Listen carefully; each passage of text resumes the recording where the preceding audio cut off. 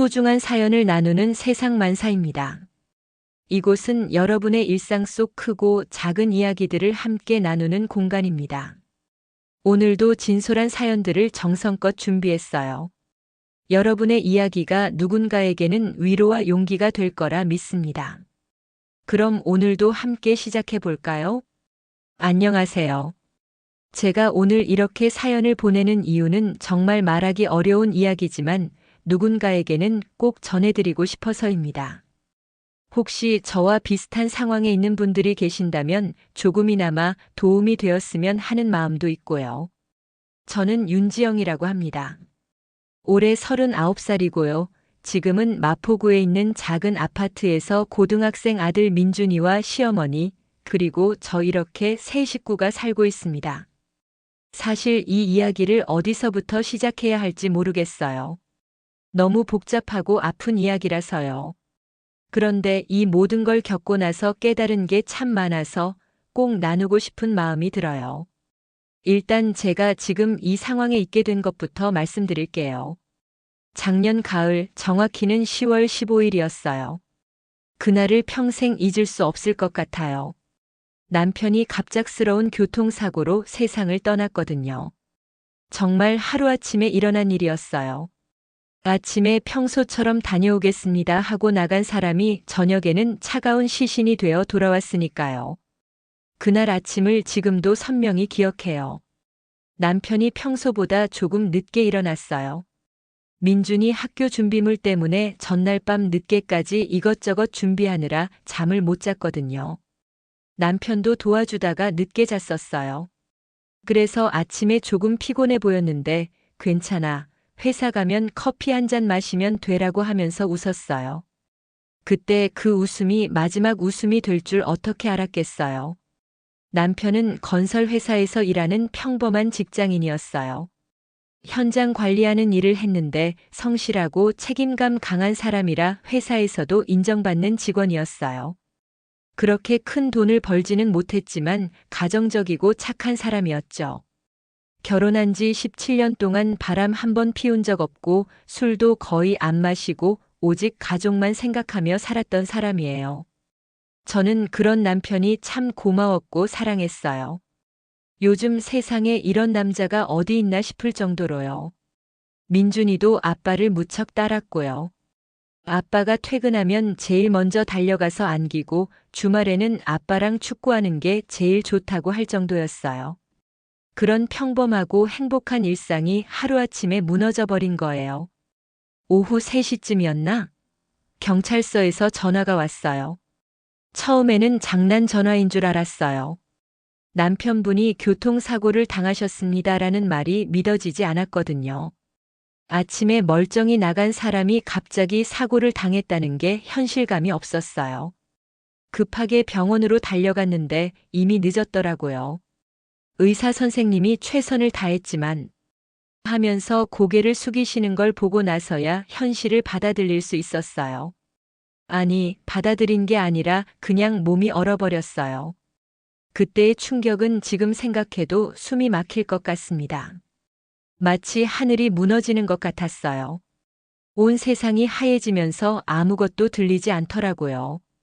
시어머니께서 급하게 오셔서 저를 붙잡고 오시는데 저는 눈물도 안 나오더라고요.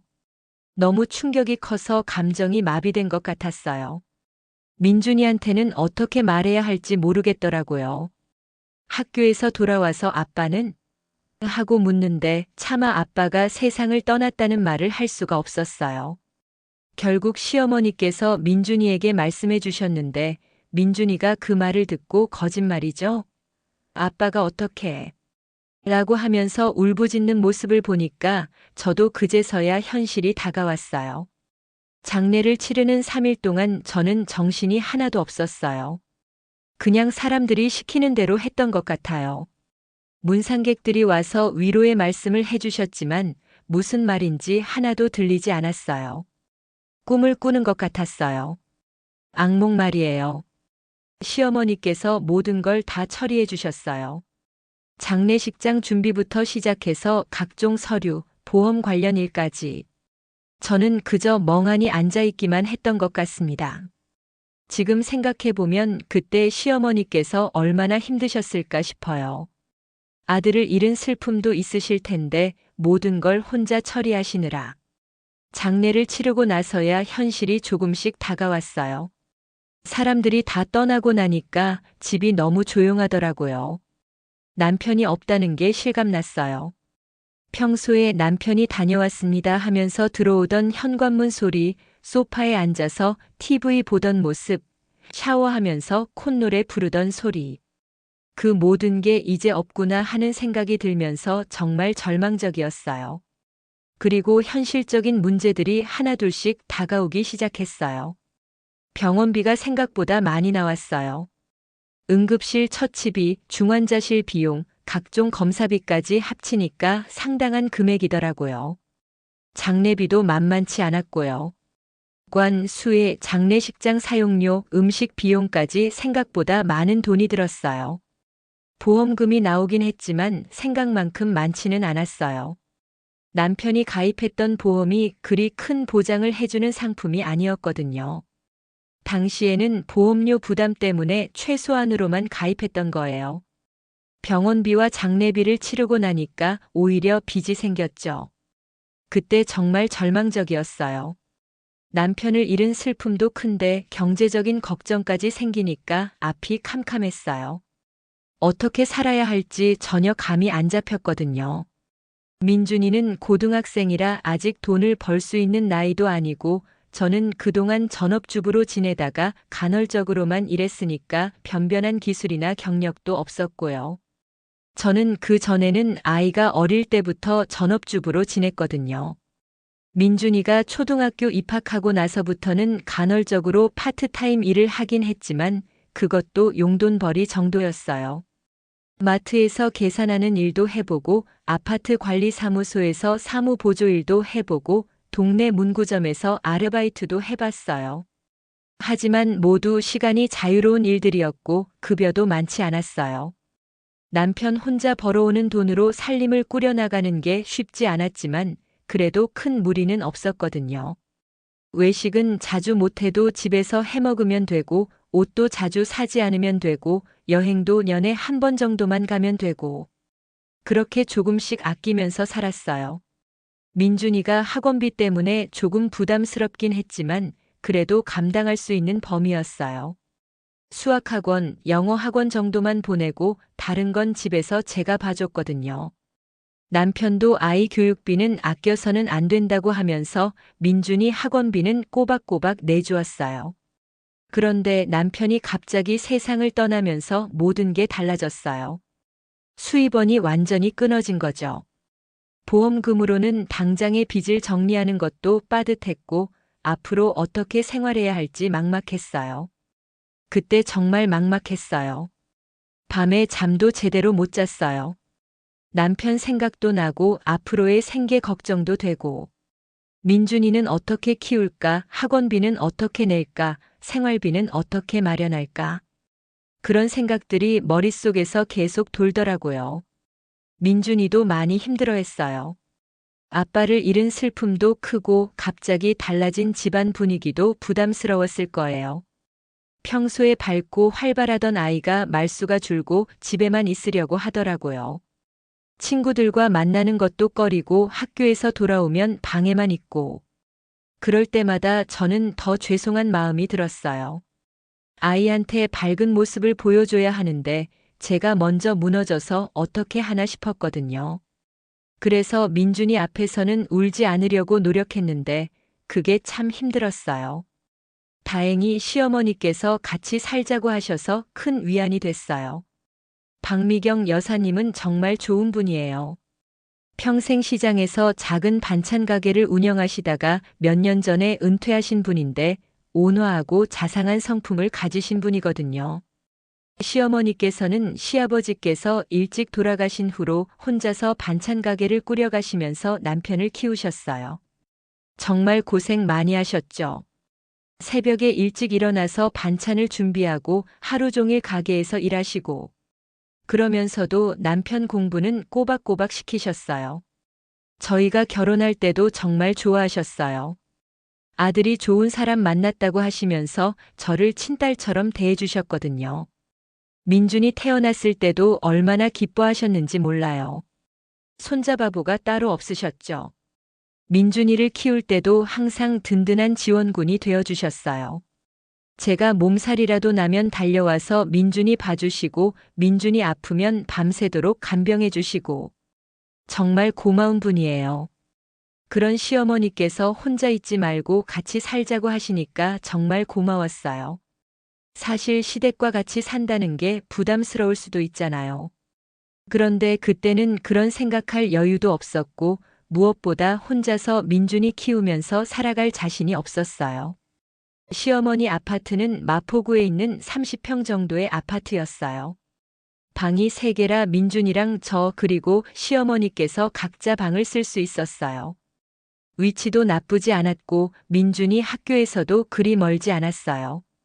시어머니와 함께 살기 시작하면서 조금씩 생활의 리듬을 찾아갔어요. 처음에는 어색했어요. 결혼하고 나서 따로 살다가 갑자기 같이 살게 되니까요. 그런데 시어머니께서 배려를 많이 해주셨어요. 너희 생활에 맞춰서 살자고 하시면서 저희가 불편하지 않게 해주셨어요. 저는 마포구에 있는 어린이집에서 파트타임 교사 일을 시작했어요. 보육교사 자격증이 있어서 다행히 일자리를 구할 수 있었거든요. 급여는 많지 않았지만 그래도 기본적인 생활은 할 수 있을 정도였어요.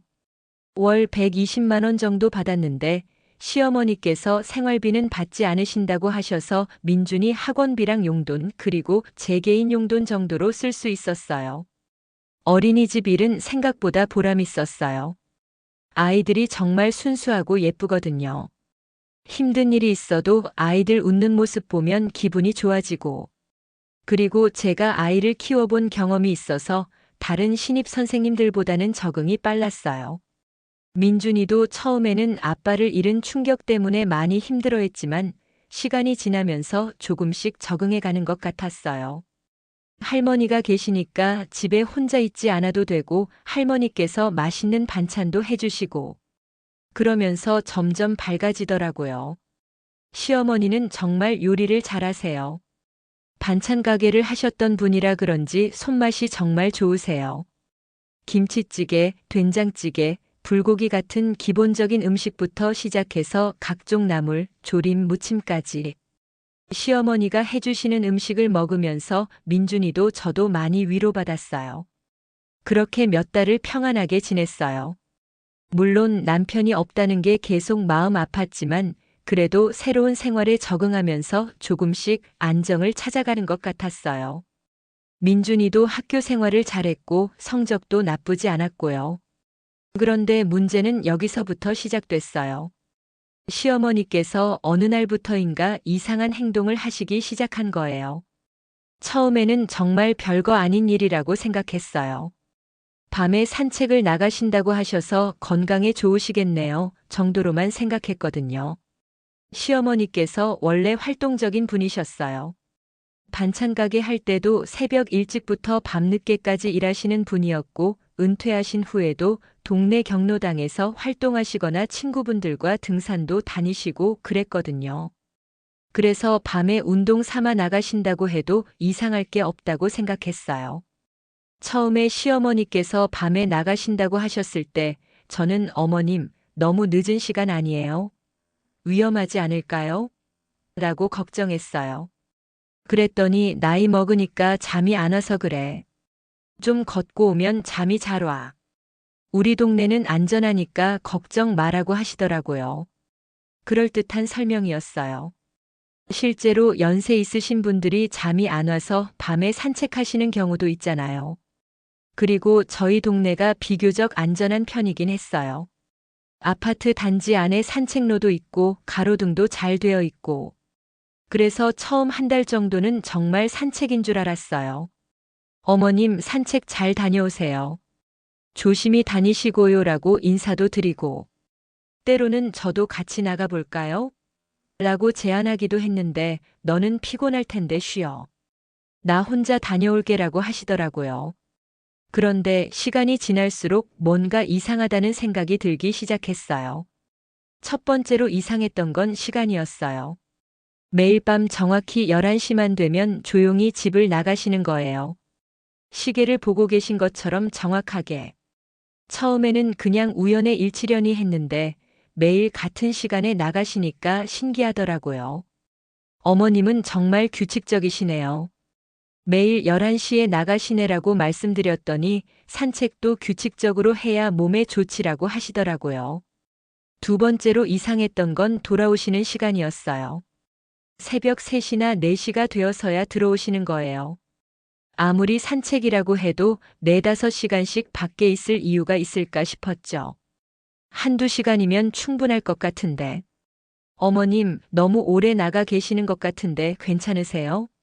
라고 물어봤더니 나이 먹으니까 빨리 걷지도 못하고 중간에 쉬기도 하고 그러다 보니 오래 걸려라고 하시더라고요. 그것도 그럴듯한 설명이었어요. 세 번째로 이상했던 건 옷차림이었어요. 산책한다고 하시면서 나가실 때 입고 가시는 옷이 일반적인 운동복이 아니더라고요. 검은색 바지에 검은색 상의. 뭔가 어두운 색깔의 옷들만 입고 나가시는 거예요. 어머님, 왜 항상 검은 옷만 입고 나가세요? 밝은 색 옷이 밤에는 더 안전할 텐데라고 물어봤더니 어두운 색이 때도 덜 타고 편해라고 하시더라고요. 이것도 말이 안 되는 건 아니었지만 뭔가 석연치 않았어요. 네 번째로 이상했던 건 신발이었어요. 운동화가 아니라 평상시에 신으시던 편한 신발을 신고 나가시는 거예요. 산책하러 간다면서 운동화를 안 신는다는 게 좀 이상했어요. 다섯 번째로 이상했던 건 가방이었어요. 작은 크로스백 같은 걸 들고 나가시더라고요. 산책할 때 가방이 꼭 필요한가 하는 생각이 들었어요. 열쇠나 휴대폰 정도는 주머니에 넣고 다니실 텐데. 이런 작은 의문점들이 하나둘씩 쌓여가더라고요. 하나하나는 별거 아닌 것 같아도 다 합치니까 뭔가 이상하다는 생각이 들기 시작했어요. 그리고 결정적으로 이상하다고 느낀 건 냄새였어요. 들어오실 때마다 묘한 냄새가 나는 거였어요. 처음에는 뭔 냄새인지 잘 모르겠더라고요. 밖에서 담배 냄새를 맡고 오신 건가? 아니면 다른 사람 향수 냄새인가? 그런 생각도 해봤어요. 그런데 시어머니는 담배를 피우지 않으세요. 그리고 향수도 거의 안 쓰시거든요. 그럼 어디서 이런 냄새가 나는 걸까? 궁금했어요. 그러다가 어느 날 민준이가 감기에 걸려서 병원에 갔다 왔어요. 소아과에서 진료받고 처방전 받아서 약국에서 약도 타고. 그런데 집에 와서 민준이 옷에서 나는 냄새를 맡는 순간 아, 이거다 하고 깨달았어요.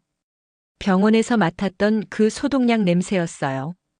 시어머니께서 밤에 나갔다 오실 때마다 나던 그 냄새가 바로 병원 냄새였던 거예요. 그때부터 정말 의심스러워졌어요. 왜 산책을 갔다 오신 분에게서 병원 냄새가 날까? 혹시 어디 아프신 데가 있어서 몰래 병원에 다니시는 건 아닐까? 그런 생각이 들더라고요. 걱정이 되어서 조심스럽게 물어봤어요. 어머님, 혹시 어디 아프신 데 있으세요? 요즘 밤마다 나가시는데 혹시 병원에 다니시는 거 아니에요? 그랬더니 시어머니께서 정말 깜짝 놀라시더라고요. 평소에 차분하시던 분이 갑자기 목소리를 높이시면서 무슨 소리야, 나 멀쩡해. 그냥 밤에 좀 답답해서 나가는 거야. 병원은 무슨 병원이야 라고 하시는 거예요. 평소에 화를 잘 안 내시는 분이 그렇게 민감하게 반응하시니까 더 의심스러웠어요. 분명히 뭔가 숨기고 계신 게 있다는 생각이 들었죠. 그런데 어떻게 할 수가 없었어요. 시어머니가 싫어하시는데 계속 캐물을 수도 없고 그렇다고 그냥 모르는 척할 수도 없고 그 후로도 계속 관찰해 봤어요. 시어머니께서 나가실 때 어디로 가시는지 창문으로 내다보기도 하고 혹시 누군가와 통화하시는지 귀 기울여 듣기도 하고 그런데 별다른 단서를 찾을 수 없었어요. 며칠이 더 지났는데 어느 날 아침에 시어머니께서 세수하시는 걸 봤어요. 그런데 손목에 멍자국이 있는 걸 발견했어요. 처음에는 그냥 지나쳤는데 며칠 후에 또 보니까 그 멍이 사라지지 않고 계속 있더라고요. 자세히 보니까 멍이 하나가 아니라 여러 개였어요. 손목뿐만 아니라 팔뚝에도 있었고요. 크기나 모양이 다 달랐어요. 어떤 건 둥글고 어떤 건 길쭉하고. 깜짝 놀라서 어머님 이게 뭐예요? 어디 다치신 거예요? 라고 물어봤더니 어디서 부딪혔나 봐. 나이 먹으니까 자꾸 이런다. 살같이 약해져서라고 하시면서 대수롭지 않게 넘어가시려고 하더라고요. 그런데 멍 자국이 너무 선명했어요. 그리고 위치도 이상했고요. 보통 어딘가에 부딪혀서 생긴 멍이라면 한 곳에 크게 생기는 건데 시어머니 팔의 멍들은 작고 둥근 게 여러 개 있었어요. 마치 누군가가 꽉 잡아서 생긴 것 같은 모양이었어요. 더 자세히 보니까 어깨 쪽에도 멍이 있더라고요. 그것도 손가락 자국 같은 모양이었어요. 정말 누군가가 시어머니 어깨를 꽉 잡았던 것 같았어요. 그때부터 정말 불안해지기 시작했어요. 혹시 시어머니께서 무슨 위험한 일에 휘말리신 건 아닐까? 밤늦게 나가셔서 누군가에게 해를 당하시는 건 아닐까? 온갖 상상이 다 들더라고요. 요즘 세상에 나쁜 사람들이 많잖아요. 혹시 시어머니를 노린 사기꾼들이 있는 건 아닐까? 아니면 어떤 조직에 연루되신 건 아닐까? 정말 별의별 생각을 다 해봤어요. 민준이한테도 물어봤어요.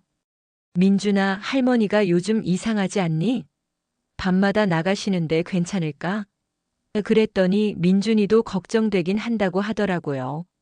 엄마, 할머니가 밤에 나가시는 거 저도 알고 있어요. 처음에는 산책이라고 하셔서 그런가 보다 했는데 너무 늦게 들어오시니까 좀 이상하긴 해요라고 하더라고요. 그럼 어떻게 하면 좋을까? 하고 물어보니까 엄마가 직접 물어보면 되지 않을까요? 라고 하는 거예요. 물어봐도 제대로 대답을 안 하신다고 하니까 그럼 한번 따라가 보면 안 되나요? 라고 하더라고요. 처음에는 그런 생각은 안 해봤어요. 시어머니를 미행한다는 게 말이 안 되잖아요. 그런데 하루하루 지날수록 불안감이 커지더라고요. 시어머니 팔의 멍 자국들은 계속 늘어나고 있었고 새로운 멍들이 생기고 있었어요. 그리고 또 다른 이상한 점들을 발견하기 시작했어요. 시어머니께서 평소보다 많이 피곤해 보이시는 거예요. 낮에 자주 졸고 식사할 때도 입맛이 없어 보이시고 몸무게도 조금 빠지신 것 같았어요. 어머님, 요즘 많이 피곤해 보이세요. 괜찮으신가요? 라고 물어보면 나이 먹으니까 그런가 보다. 별거 아니야 라고 하시는데 표정이 예전 같지 않더라고요. 뭔가 걱정이 많아 보이시고 가끔 멍하니 있을 때도 있었어요. 혹시나 하는 마음에 시어머니 방을 정리해드리겠다고 했어요. 어머님, 방 청소 제가 해드릴게요라고 하니까 처음에는 괜찮다, 내가 할게라고 하시더라고요. 그런데 제가 계속 하겠다고 하니까 그럼 고맙다라고 하시면서 허락해 주셨어요. 방 청소를 하다가 서랍을 열어봤는데 거기서 충격적인 걸 발견했어요. 병원 영수증들이 한 뭉치나 있었거든요. 그것도 최근 몇 달 동안의 것들이더라고요. 처음에는 시어머니 본인 병원비인가 싶었어요. 나이 드시면 병원에 자주 다니실 수도 있잖아요. 그런데 자세히 보니까 이상한 점이 많았어요. 첫째, 병원 이름이 신촌 세브란스 병원이었어요. 저희 집에서 신촌 세브란스 병원까지는 꽤 멀거든요. 근처에 좋은 병원들도 많은데 굳이 그렇게 먼 곳까지 가실 이유가 뭐가 있을까 하는 생각이 들었어요. 둘째, 영수증에 적힌 시어머니 이름이 아니었어요. 윤정선이라는 이름으로 되어 있더라고요. 처음에는 제가 잘못 본 건가 싶어서 다시 보니까 분명히 윤정선이었어요. 혹시 시어머니께서 병원에서 이름을 잘못 적었나 싶기도 했는데 영수증이 한두 장이 아니라 수십 장이었거든요. 그럴 수는 없겠더라고요. 셋째, 금액이 엄청났어요. 한 장에 몇십만 원씩, 많게는 100만 원이 넘는 것도 있었어요. 일반적인 외래 진료비치고는 너무 큰 금액이었어요. 그리고 정기적으로 나오는 것 같았어요. 매주 또는 격주로. 넷째, 영수증을 자세히 보니까 치료비가 아니더라고요. 병실료도 아니고, 정확히는 모르겠지만 뭔가 다른 항목들이었어요. 제가 병원 영수증에 익숙하지 않아서 정확히는 모르겠지만 일반적인 진료비나 치료비 항목과는 달랐어요. 그리고 영수증들을 날짜 순으로 정리해 보니까 시어머니께서 밤에 나가시기 시작한 시기와 거의 일치하더라고요. 시어머니께서 밤에 나가시기 시작한 게 남편이 돌아가시고 2달쯤 후였는데 영수증들도 그때부터 시작되었어요. 그때 정말 확신했어요. 시어머니께서 분명히 뭔가 숨기고 계신다고. 그리고 그게 단순한 병원 진료가 아니라 뭔가 다른 일이라고. 하지만 도대체 뭘까? 윤정선이라는 사람은 누구일까? 왜 시어머니께서 그 사람의 병원비를 내고 계신 걸까? 온갖 추측을 해봤어요. 혹시 시어머니께 제가 모르는 친척이나 지인이 있으신 건 아닐까? 아니면 남편에게 제가 모르는 가족이나 친구가 있었던 건 아닐까? 그런데 아무리 생각해도 답이 나오지 않더라고요. 며칠 동안 고민하다가 민준이에게 윤정선이라는 이름 들어본 적 있니? 라고 물어봤어요. 혹시 아빠가 그런 이름을 언급한 적이 있나 싶어서요. 그런데 민준이도 모른다고 하더라고요. 그 후로 며칠 더 지켜봤는데 시어머니의 행동이 점점 더 이상해지더라고요. 평소보다 신경이 예민해지셨고 잠도 제대로 못 주무시는 것 같았어요. 그리고 전화를 받으실 때도 조심스러워 하시더라고요. 누가 전화를 걸어오면 일단 저희가 안 들리는 곳으로 가서 통화하시고, 한 번은 새벽에 화장실에 갔다가 시어머니 방 앞을 지나치는데 시어머니께서 누군가와 통화하시는 소리가 들렸어요. 네, 알겠습니다. 내일도 갈게요. 정선이가 어떤 상태인지 확인하고 연락드릴게요라고 하시는 것 같았어요. 정선이? 그 순간 영수증에서 봤던 윤정선이라는 이름이 생각났어요. 혹시 그 정선이가 윤정선을 말하는 건 아닐까?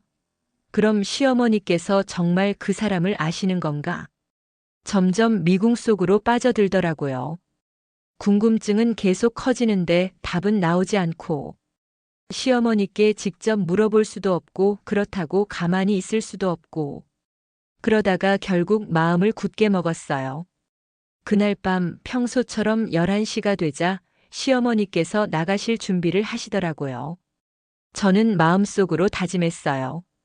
오늘은 꼭 따라가서 시어머니께서 무슨 일을 하시는지 확인해 보겠다고. 사실 시어머니를 미행한다는 게 정말 마음에 걸렸어요. 믿고 사랑하는 시어머니를 몰래 따라간다는 게 죄스럽기도 하고 혹시 들키면 어떻게 하나 하는 걱정도 있었고. 그런데 더 이상은 참을 수가 없었어요. 이대로 계속 모른 척할 수는 없었거든요. 시어머니께서 나가시고 나서 10분 정도 기다렸다가 저도 조용히 집을 나섰어요. 민준이는 방에서 잠들어 있었고요. 혹시 민준이가 깰까봐 조심스럽게 문을 열고 나갔어요. 다행히 시어머니를 멀리서나마 볼 수 있었어요. 시어머니께서 평소보다 걸음이 빠르셨어요. 뭔가 급한 일이 있으신 것처럼. 저도 들키지 않게 조심스럽게 따라갔어요. 시어머니를 따라가다 보니까 지하철역으로 향하시더라고요. 이상했어요. 평소에 산책한다고 하셨는데 지하철을 타실 이유가 뭐가 있을까? 더욱 의심스러워졌어요. 저도 조심스럽게 같은 지하철에 탔어요. 시어머니께서 저를 알아보시면 안 되니까 모자를 깊게 쓰고 마스크도 했고요. 다행히 지하철에 사람이 꽤 있어서 들키지 않을 수 있었어요. 지하철을 타고 한참을 가더니 신촌역에서 내리시더라고요. 그 순간 영수증에서 봤던 신촌 세브란스 병원이 생각났어요. 설마 정말 병원에 가시는 건가? 하지만 이 시간에 병원에 갈 이유가 뭐가 있을까? 신촌역에서 내려서 시어머니를 따라가니까 정말로 세브란스 병원으로 향하시더라고요. 그런데 정문으로 들어가시는 게 아니라 옆쪽 출입구 같은 곳으로 들어가시는 거예요. 직원 출입구나 후문 같은 곳이었어요. 저는 어떻게 들어가야 할지 몰라서 한참 망설였어요. 일반인이 그런 곳으로 들어갈 수 있을까? 혹시 문이 잠겨 있거나 경비가 있는 건 아닐까? 그런데 호기심과 걱정이 더 컸어요. 용기를 내서 시어머니가 들어가신 문으로 들어가 봤는데 다행히 누가 막지는 않더라고요. 병원 안에 들어가니까 밤인데도 사람들이 꽤 많았어요. 간병인이나 청소하는 분들인 것 같았어요. 그리고 의료진들도 보였고요. 24시간 운영되는 병원이니까 밤에도 사람들이 있는 게 당연하겠더라고요. 시어머니를 찾아서 복도를 돌아다니는데 한 구석에서 시어머니를 발견했어요. 그런데 정말 믿을 수 없는 광경이었어요. 시어머니께서 환자복이 아니라 청소부 복장을 입고 계신 거예요. 그리고 걸레를 들고 복도 바닥을 닦고 계셨어요. 처음에는 제가 잘못 본 건가 싶었어요. 설마 70이 넘으신 시어머니께서 밤에 청소 일을 하고 계실 리가 없잖아요. 그런데 가까이 가서 보니까 분명히 시어머니였어요.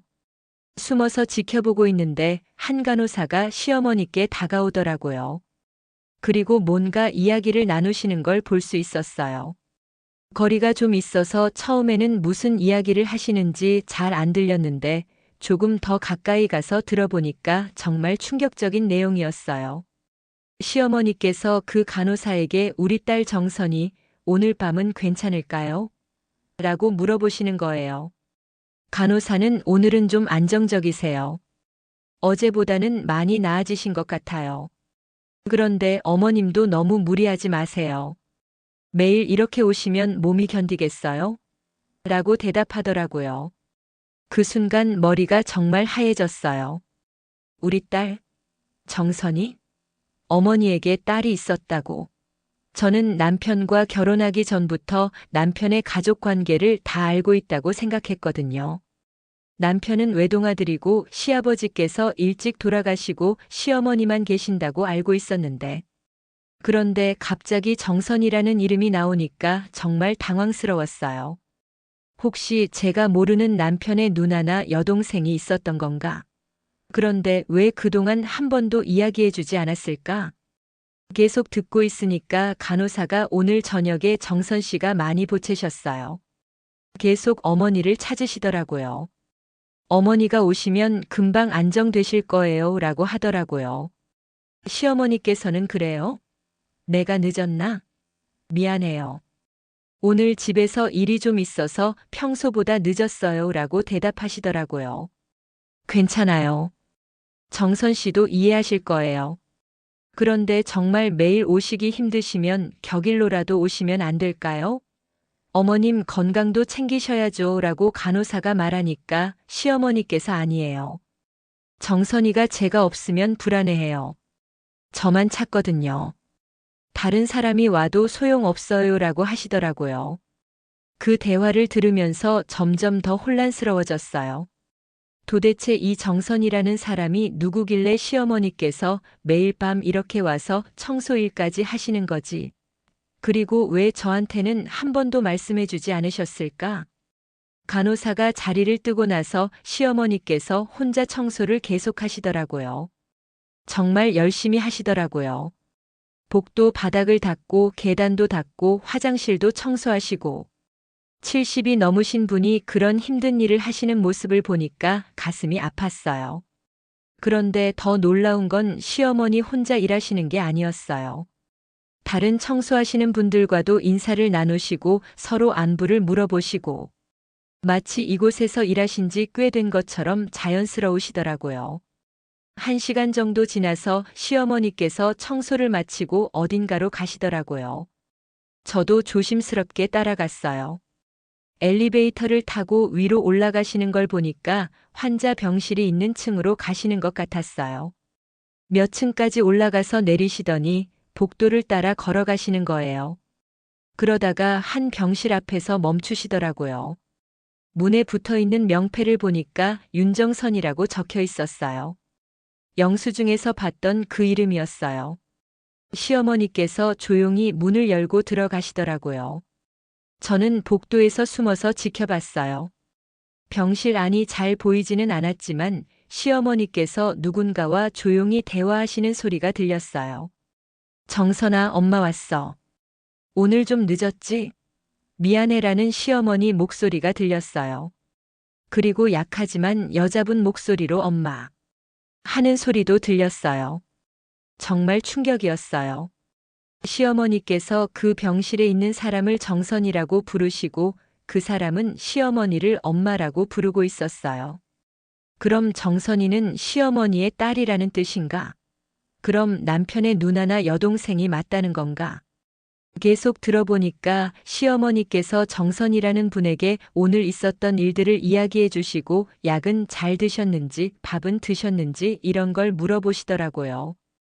그리고 지영이랑 민준이가 안부 전해달라고 했어라고도 하시는 거예요. 그 말을 듣고 더 놀랐어요. 저와 민준이 이야기를 하셨다고.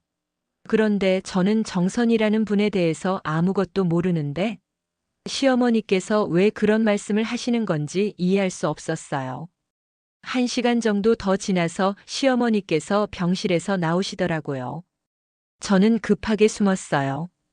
시어머니께서 복도를 지나가시면서 다른 간병사분과 인사를 나누시는 걸 봤어요.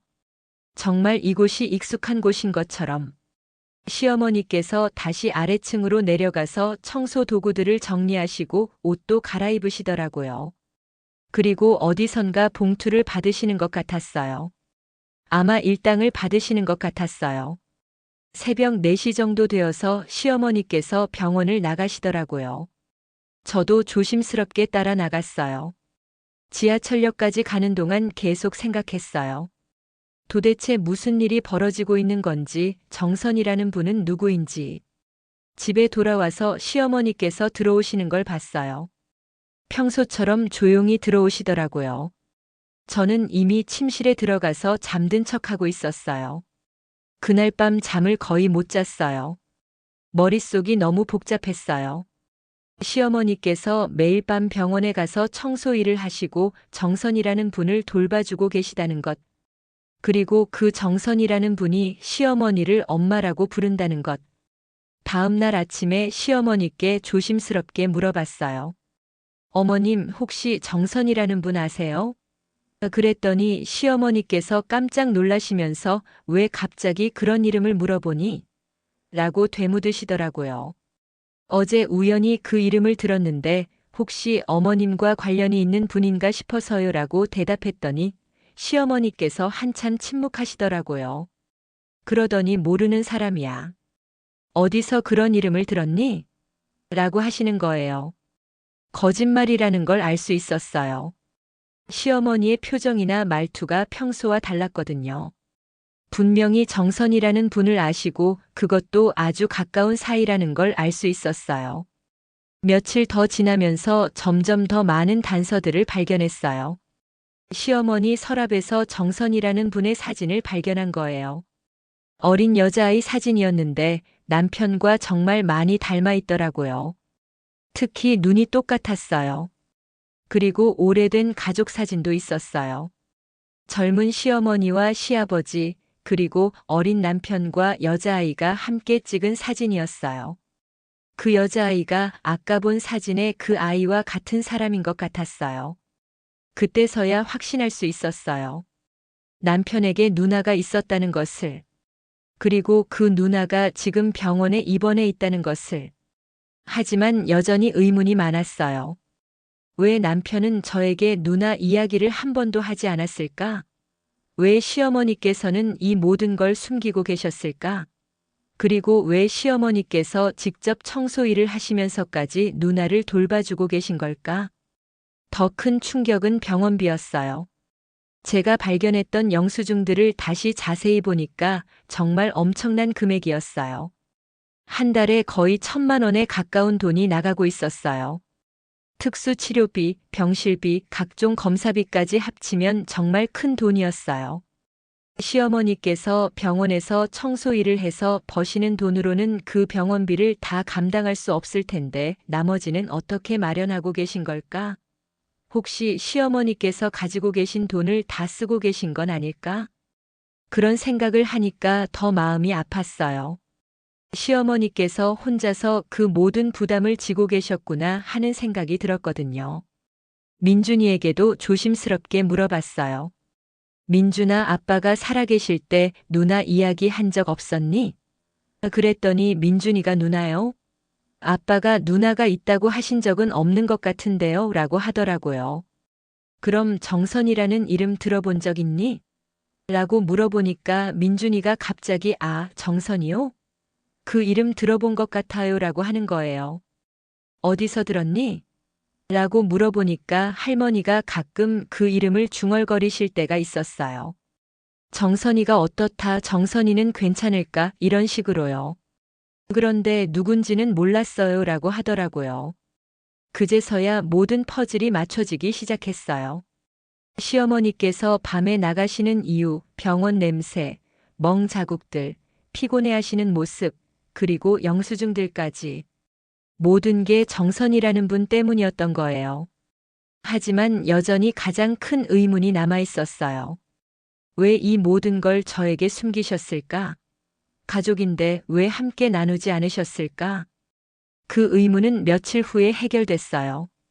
시어머니께서 전화 통화하시는 걸 우연히 들었거든요.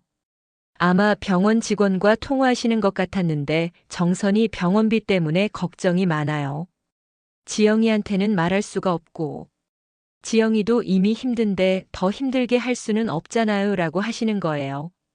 그때 깨달았어요. 시어머니께서 저를 배려해 주시려고 숨기고 계셨다는 걸. 이미 남편을 잃고 어려운 상황에 있는 저에게 더 큰 부담을 주고 싶지 않으셨던 거예요. 그리고 또 다른 통화에서 들은 내용은 더 충격적이었어요. 재민이가 살아있었으면 이런 걱정을 안 해도 됐을 텐데. 재민이가 항상 정선이는 우리가 돌봐야 할 가족이라고 했거든요. 그런데 이제 제가 혼자서 다 해야 하니까 힘들어요라고 하시는 거예요. 남편이 살아있을 때는 남편이 정선이 누나를 돌보고 있었다는 뜻이었어요. 그런데 남편이 세상을 떠나면서 그 모든 책임이 시어머니께 넘어간 거였어요. 정말 복잡한 감정이 들었어요. 남편에 대한 서운함도 있었고, 시어머니에 대한 미안함도 있었고, 정선이 누나에 대한 궁금함도 있었고, 며칠 더 고민하다가 결국 시어머니께 모든 걸 털어놓기로 했어요. 더 이상 이 상황을 지켜볼 수 없었거든요. 시어머니께서 혼자서 그 무거운 짐을 지고 계시는 걸 보고만 있을 수 없었어요. 그날 밤 시어머니께서 평소처럼 나가시려고 준비하실 때 말씀드렸어요. 어머님, 저도 함께 가면 안 될까요? 시어머니께서 깜짝 놀라시면서 어디에? 라고 물으시길래 정선이 누나한테요 라고 대답했어요. 그 순간 시어머니 얼굴이 하얘지시더라고요. 그러더니 주저앉으시면서 어떻게 알았니? 라고 물으시는 거예요. 저는 그동안 있었던 모든 걸 다 말씀드렸어요.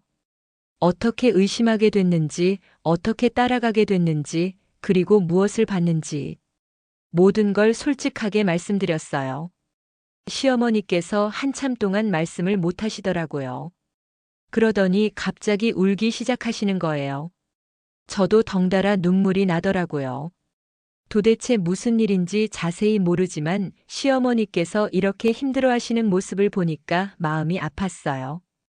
그날 밤 시어머니께서 처음으로 모든 이야기를 해주셨어요. 정말 믿을 수 없는 이야기였지만 들으면 들을수록 모든 게 이해됐어요. 남편에게는 정선이라는 누나가 있었어요.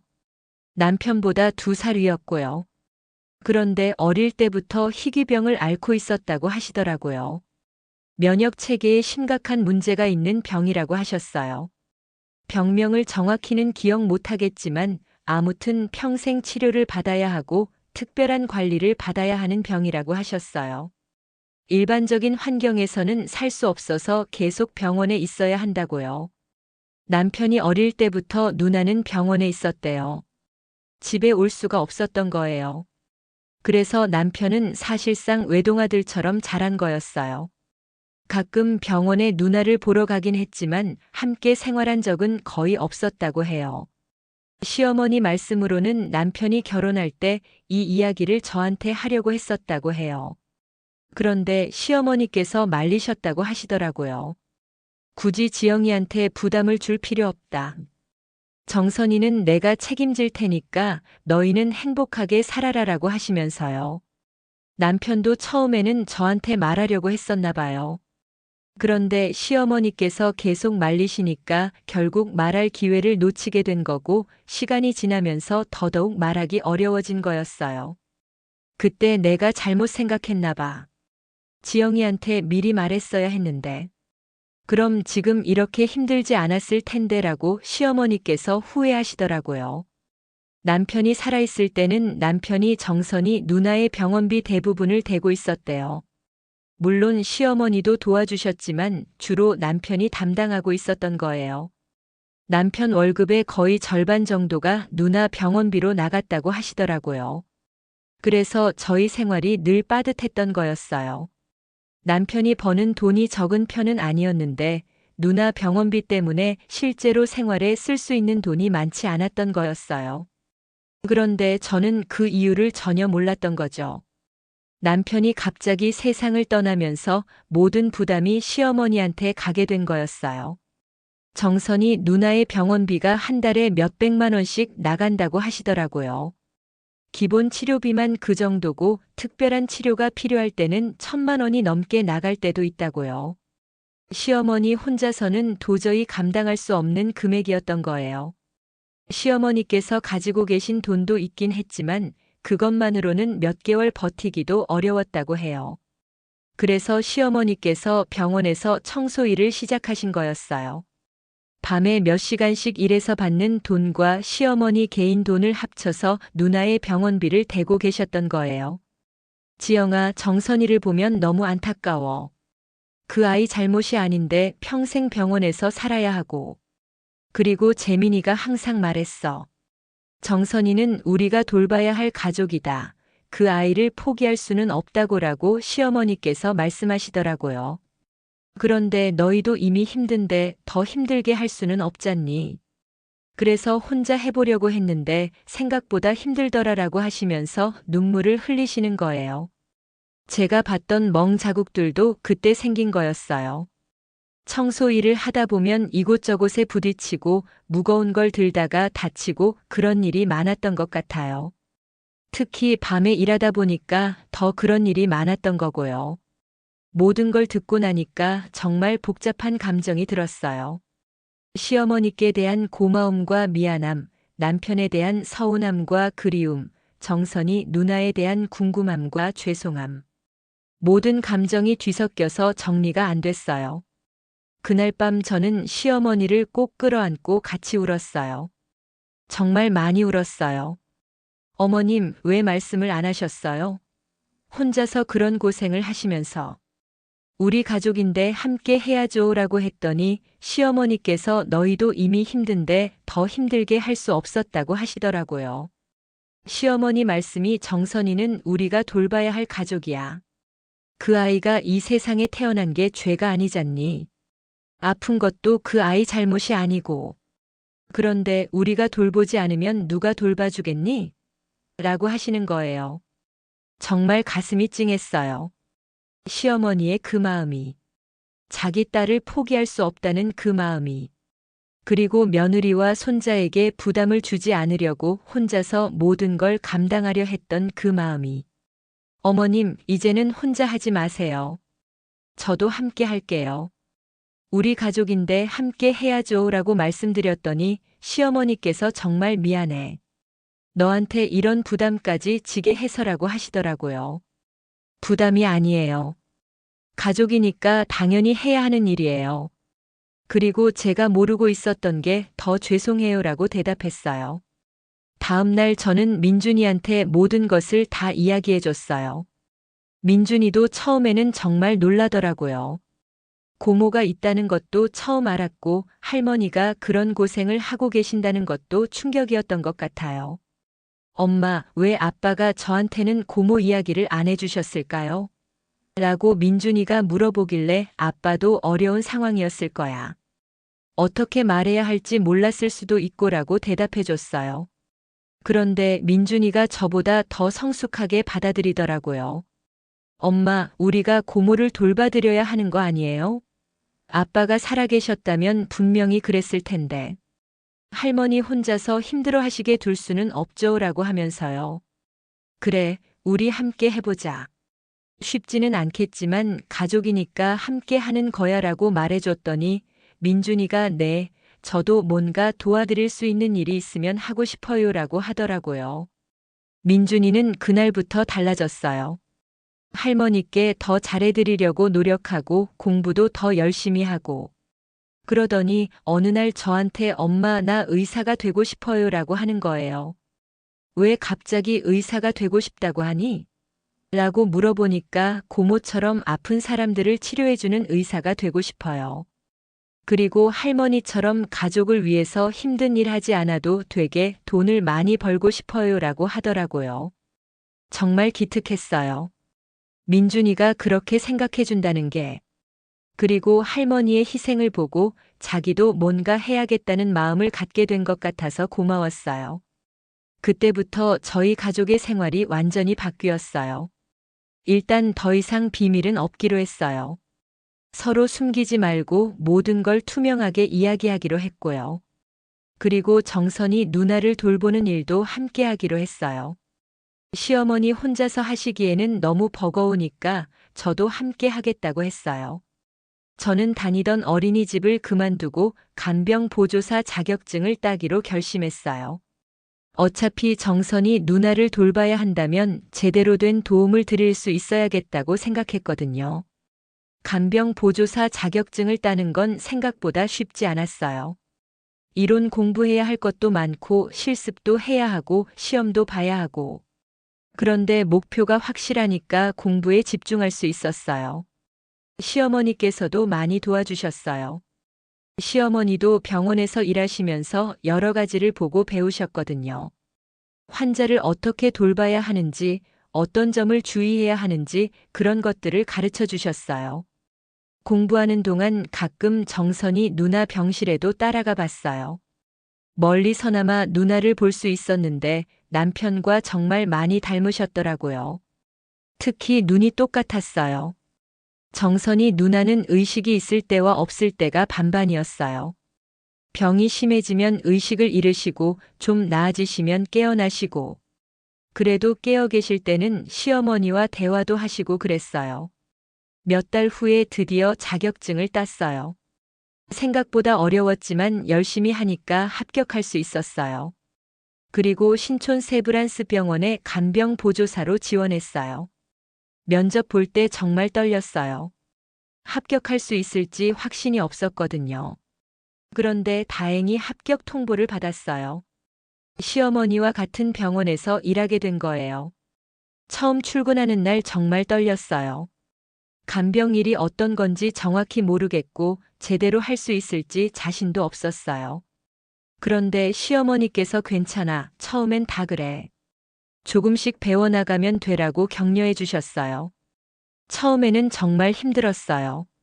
간병일이 생각보다 훨씬 고된 일이더라고요.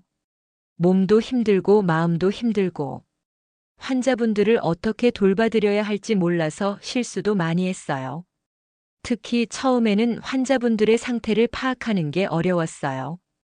언제 도움이 필요한지, 어떤 도움을 원하시는지 알아채기가 힘들었거든요. 그래서 환자분들이나 보호자분들께 혼나는 일도 있었어요. 그런데 시어머니께서 많이 가르쳐 주셔서 점점 나아졌어요. 어떻게 하면 환자분들이 편해하시는지, 어떤 말을 해드려야 하는지, 어떤 점을 주의해야 하는지. 시어머니는 정말 천성적으로 사람을 돌보는 재능이 있으신 것 같아요. 환자들은 아프니까 예민할 수 있어.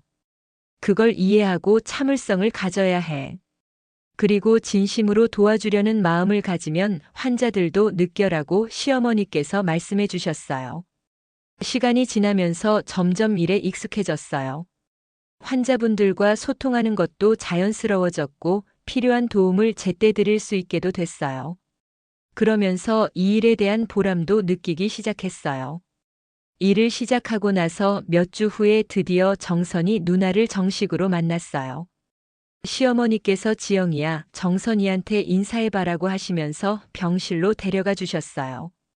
정선이 누나는 그날 의식이 있으셨어요. 저를 보시더니 아, 재민이가 결혼한 사람이 지영이구나라고 하시는 거예요. 남편과 정말 많이 닮으셨더라고요. 목소리도 비슷했어요. 재민이가 얼마나 자랑했는지 몰라.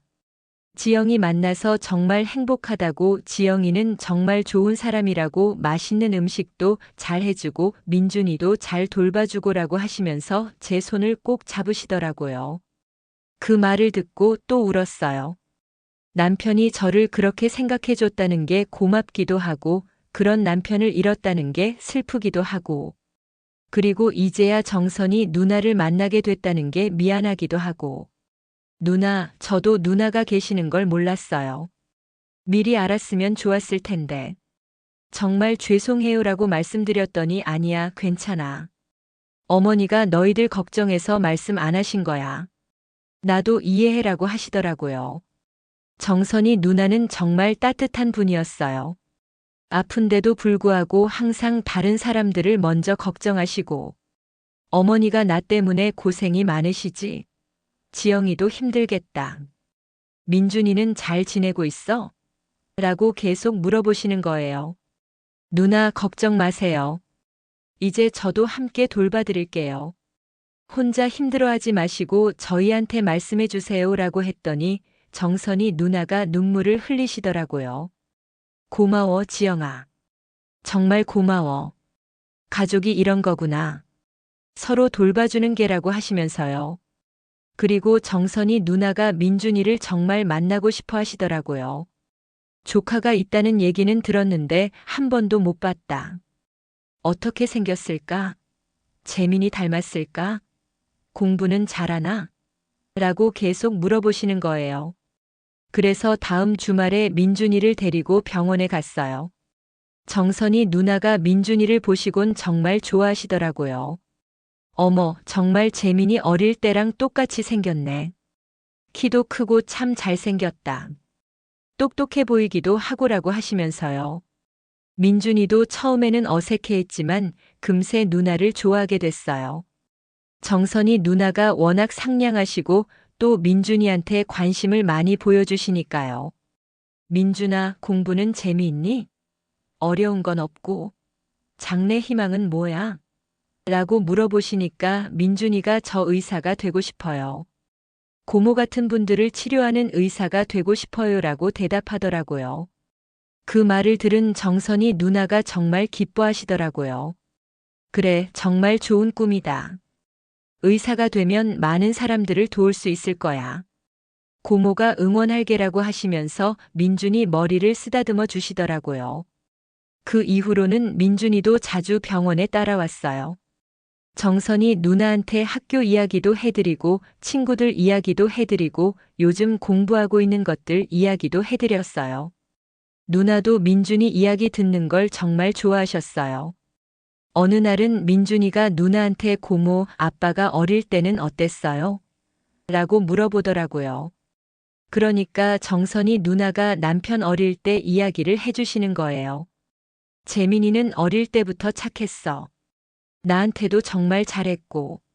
내가 병원에 있으니까 자주 오지는 못했지만 올 때마다 재미있는 이야기를 해줬어. 그리고 항상 나 걱정해줬지라고 하시더라고요. 아빠가 고모 이야기를 왜 안 해주셨을까요? 라고 민준이가 물어보니까 아빠도 어려웠을 거야. 나 때문에 너희가 걱정할까봐. 그래서 말 못했을 거야 라고 대답해 주시더라고요. 민준이가 그래도 우리 가족인데 함께 걱정하는 게 맞는 것 같아요 라고 하니까 정선이 누나가 민준이 말이 맞아. 가족은 함께 기쁨도 나누고 슬픔도 나눠야지라고 하시더라고요. 그렇게 시간이 지나면서 저희는 정말 한 가족이 됐어요. 이제 저희 가족의 일상이 완전히 달라졌어요. 저와 시어머니는 병원에서 일하고 민준이는 학교 다니면서 공부하고 그리고 함께 정선이 누나를 돌봐드리고 저녁에는 함께 모여서 하루 있었던 일들을 이야기해요. 시어머니께서 병원에서 있었던 재미있는 일 이야기해 주시고 저도 제가 담당한 환자분들 이야기하고 민준이는 학교 이야기하고 그러면서 정선이 누나는 어떤 하루를 보내셨는지도 같이 이야기하고요. 경제적으로는 여전히 힘들어요. 정선이 누나의 병원비가 만만치 않거든요. 한 달에 몇백만 원씩 나가니까 저와 시어머니 둘이 벌어도 빠듯해요. 그래도 이제는 혼자가 아니라 함께니까 조금은 낫죠. 그리고 무엇보다 더 이상 비밀이 없다는 게 좋아요. 서로 숨기지 않고 모든 걸 터놓고 이야기할 수 있다는 게, 힘든 일이 있어도 혼자 감당하지 않고 같이 나눌 수 있다는 게 정말 큰 힘이 돼요. 민준이도 많이 성장했어요. 예전보다 훨씬 성숙해졌고 책임감도 생겼어요. 의사가 되겠다는 목표도 생기고 성적도 많이 올랐어요. 정말 열심히 공부해요. 엄마, 저 꼭 의사가 될 거예요. 그래서 고모 치료해드리고 할머니도 편하게 해드릴 거예요. 라고 민준이가 말할 때마다 정말 기특해요. 정선이 누나 상태는 좋아졌다, 나빠졌다 하는 게 반복이에요. 그래도 요즘에는 전반적으로 안정적인 편이에요. 의사 선생님 말씀으로는 가족들이 자주 와서 돌봐주니까 심리적으로 도움이 많이 된다고 하시더라고요. 정선 씨가 요즘 많이 밝아지셨어요. 가족분들이 자주 와주시니까 정말 좋아하세요라고 간호사분이 말씀해 주실 때마다 뿌듯해요. 누나도 이제는 저를 정말 가족으로 여겨주시는 것 같아요. 지영아라고 부르시고 우리 지영이라고 하시면서요. 그럴 때마다 정말 고맙고 따뜻한 마음이 들어요. 시어머니도 예전보다 훨씬 편안해 보이세요. 혼자서 모든 걸 감당하실 때는 정말 힘들어 보이셨는데 이제는 같이 나눠서 하니까 한결 나아지신 것 같아요. 가끔 시어머니께서 지영아 정말 고맙다. 너 같은 며느리를 둬서라고 하시면 어머님 그런 말씀 마세요. 가족인데 당연한 일이에요 라고 대답해요. 정말 그런 마음이에요. 그리고 시어머니께서 미안하다고 하실 때도 있어요. 처음에 숨긴 것에 대해서요. 그럴 때마다 저는 어머님 그러지 마세요. 어머님 마음 충분히 이해해요라고 해요. 정말 이해해요. 시어머니께서 저희에게 부담 주기 싫어서 그러셨던 거니까요. 그런 마음 자체가 고마운 거죠. 그리고 저도 반성을 많이 했어요. 시어머니께서 밤에 나가신다고 의심부터 했던 것도 그렇고 더 관심을 갖고 살펴봤으면 더 일찍 알 수 있었을 텐데 하는 아쉬움도 있고요. 이제는 서로에 대해서 더 많이 이야기해요. 힘든 일이 있으면 바로바로 말하고 도움이 필요하면 서로 도와주고 그렇게 하니까 훨씬 좋아요. 요즘 제 꿈은 민준이가 정말 의사가 되는 거예요. 민준이가 의사가 되면 정선이 누나를 더 잘 돌봐드릴 수 있을 거고 다른 아픈 분들도 도와드릴 수 있을 거잖아요. 민준이 성적을 보면 의대에 갈 가능성이 충분해요. 지금도 열심히 하고 있고 목표가 확실하니까 더 열심히 할 것 같아요. 저희도 민준이가 공부에만 집중할 수 있게 최대한 도와주려고 해요. 가끔 힘들 때도 있어요. 일이 힘들거나 정선이 누나 상태가 나빠지거나 할 때요. 그런데 그럴 때마다 가족들이 있다는 게 정말 큰 힘이 돼요. 시어머니께서 우리가 가족이라는 게 이런 거구나라고 하신 적이 있어요. 좋을 때만 같이 있는 게 가족이 아니라 힘들 때 함께 견뎌내는 게 진짜 가족이라고요. 정말 맞는 말인 것 같아요. 저도 이제는 정선이 누나가 정말 가족이라고 생각해요. 처음에는 남편의 누나니까 당연히 돌봐드려야겠다는 의무감이 더 컸는데 이제는 진짜 가족 같은 마음이에요. 누나가 저한테 지영아 정말 고맙다. 나 같은 사람 돌봐줘서라고 할 때마다 누나 그런 말씀 마세요. 우리 가족인데요 라고 해요. 정말 그런 마음이거든요. 이 모든 일을 겪으면서 가족이 뭔지 다시 생각하게 됐어요. 피로 연결된 것만이 가족이 아니라 서로를 아끼고 걱정하고 돌봐주는 마음이 진짜 가족을 만드는 거구나 하는 생각이 들어요. 남편이 살아있었다면 이런 상황이 오지 않았을 수도 있어요. 하지만 남편이 떠난 후에 오히려 더 끈끈한 가족이 된 것 같아요. 시련을 함께 겪으면서 더 가까워진 것 같고요. 요즘에는 민준이가 엄마 우리 가족 정말 특별한 것 같아요 라고 해요. 왜냐고 물어보니까 다른 집은 할머니, 엄마 아들 이렇게 사는데 우리는 고모도 있고 그래서 더 풍성한 것 같아요 라고 하더라고요. 정말 그런 것 같아요. 비록 힘들긴 하지만 그만큼 사랑할 사람도 많아진 거죠. 정선이 누나가 있어서 우리 가족이 더 완전해진 것 같아요. 이제는 매일매일이 소중해요. 정선이 누나와 함께 할 수 있는 시간이 얼마나 될지 모르지만 그래서 더 소중하게 느껴져요. 하루하루 최선을 다해서 누나를 돌봐드리고 싶어요. 그리고 시어머니께도 더 잘해드리고 싶어요. 그분이 혼자서 얼마나 힘드셨을지 생각하면 정말 마음이 아파요. 이제라도 함께 할 수 있게 되어서 다행이지만 더 일찍 알았으면 좋았을 텐데 하는 아쉬움이 있어요. 민준이에게도 이런 경험이 좋은 공부가 될 것 같아요. 가족의 소중함, 서로 돌봐주는 것의 의미 같은 걸 어려서부터 배울 수 있으니까요. 나중에 민준이가 커서도 이런 마음을 잊지 않았으면 좋겠어요. 사실 이 이야기를 왜 하게 됐는지 생각해 보니까 혹시 저와 비슷한 상황에 있는 분들이 계실 수도 있을 것 같아서예요. 가족 중에 누군가 혼자서 큰 짐을 지고 계시는 분들 말이에요. 제가 하고 싶은 말은 혼자 견디지 마시라는 거예요. 가족이니까 같이 짊어져야 하는 거고 함께하면 분명히 길이 있다는 거예요. 물론 쉽지는 않아요. 하지만 불가능하지도 않아요. 그리고 비밀을 만들지 마시라는 것도 말씀드리고 싶어요. 좋은 의도로 숨기는 거라도 결국에는 더 큰 문제가 될 수 있어요. 가족끼리는 솔직하게 이야기하는 게 최선인 것 같아요. 저희도 아직 모든 문제가 해결된 건 아니에요. 경제적으로도 여전히 어렵고 정선이 누나 병도 완치되는 건 아니라서 계속 돌봐드려야 하고요. 하지만 이제는 혼자가 아니라 함께니까 희망이 있어요. 민준이가 의사가 되는 게 저희 가족의 꿈이에요. 그날까지 열심히 버텨내고 싶어요. 그리고 민준이가 의사가 되면 정선이 누나뿐만 아니라 다른 많은 분들도 도와드릴 수 있을 거예요. 그 생각을 하면 정말 힘이 나요. 매일 아침 일어나면서 생각해요. 오늘 하루도 가족들과 함께 건강하게 보낼 수 있어서 감사하다고.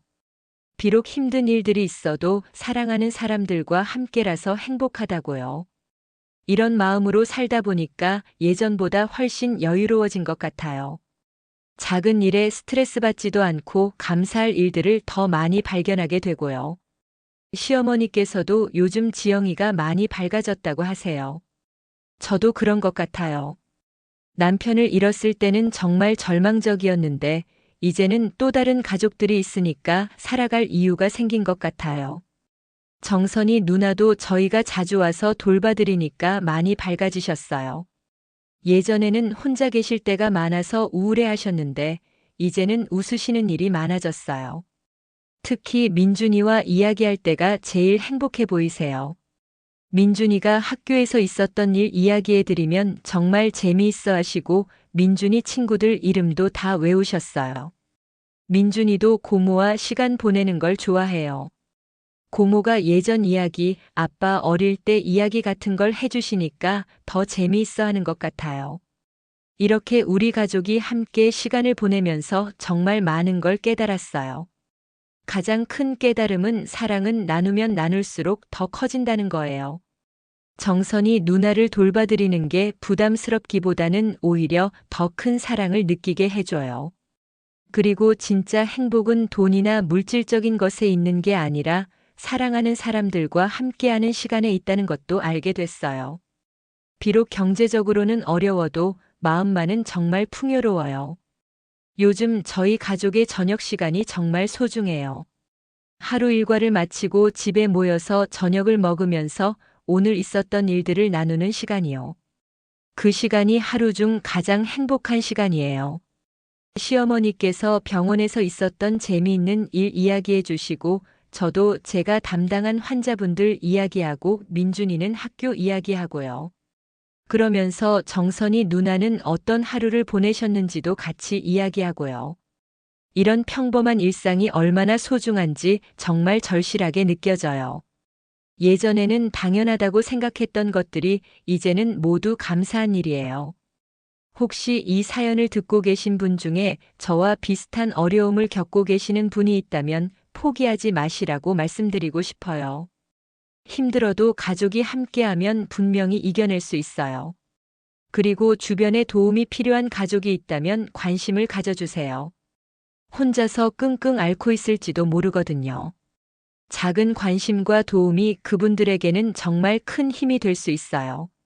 저희 가족 이야기가 누군가에게 조금이라도 도움이 되었으면 좋겠어요. 그리고 모든 가족이 서로 사랑하고 아끼면서 행복하게 살았으면 좋겠어요. 마지막으로 시어머니께 그리고 정선이 누나께 민준이에게 이 자리를 빌려서 말씀드리고 싶어요. 사랑해요. 우리 함께 힘내요. 분명히 더 좋은 날이 올 거예요. 긴 이야기 들어주셔서 정말 고맙습니다. 영상이 재미있으셨다면 구독과 좋아요, 댓글까지 부탁드리고 오늘도 건강하고 행복한 하루 되시길 바랍니다.